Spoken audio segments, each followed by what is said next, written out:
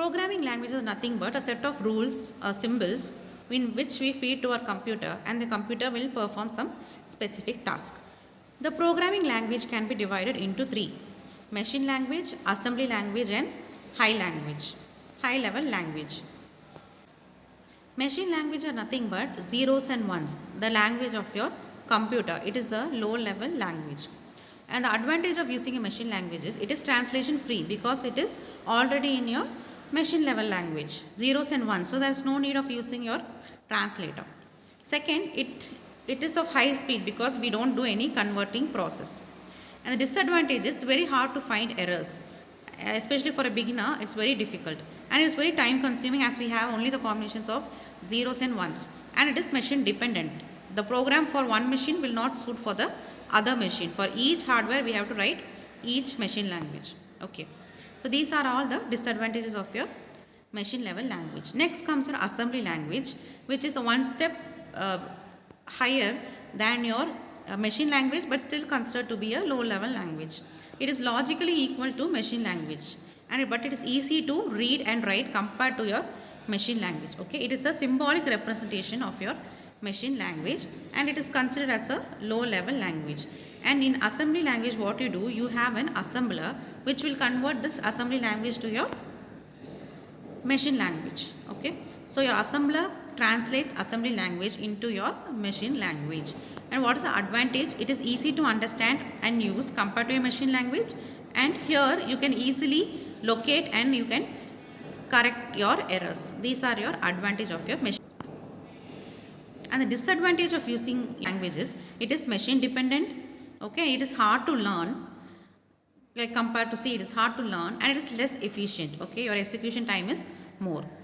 So these are disadvantages of your assembly language. Next comes your high level language. High level language is which is close to your humans. For example, your C.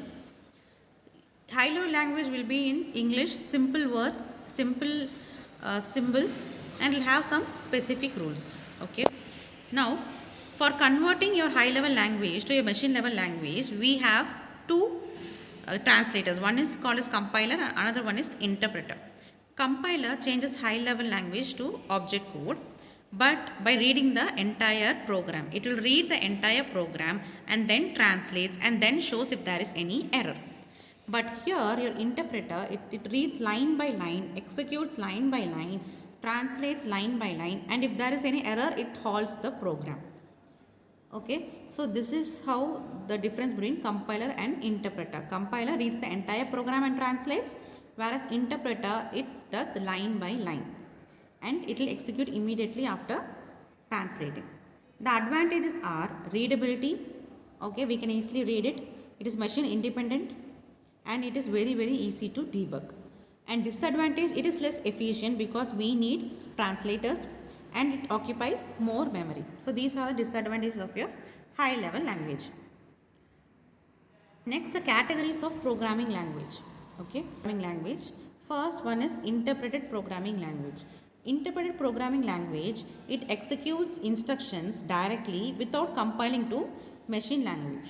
Okay, so interpreter, what it will do is, it will translate each statement into sequence of one or more subroutines which is already compiled into machine code. Okay, so this is the property of your interpreter. Example, Pascal and Python.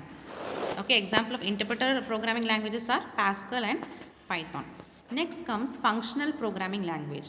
These when you have you'll be using your mathematical evaluations. Example, Clean and Haskell. Next is compiled programming language, which use compilers for interpretation. Okay, compiled programming language which uses compilers for implementation. Example, your C, C++, Java, etc. Next is procedural programming language. It is also called as imperative programming language. Here the program will have procedures that are group of statements. If you follow that procedure, you can reach your desired result. So that is how you write your procedural programming language, and you will be doing procedural call for that. Okay, and this procedures, by using procedures, reuse of code is done. Okay, programs are easily, they are traceable and they are very structured. So that these are the advantages. Example of your programming language, procedural programming language are HyperTalk and MATLAB.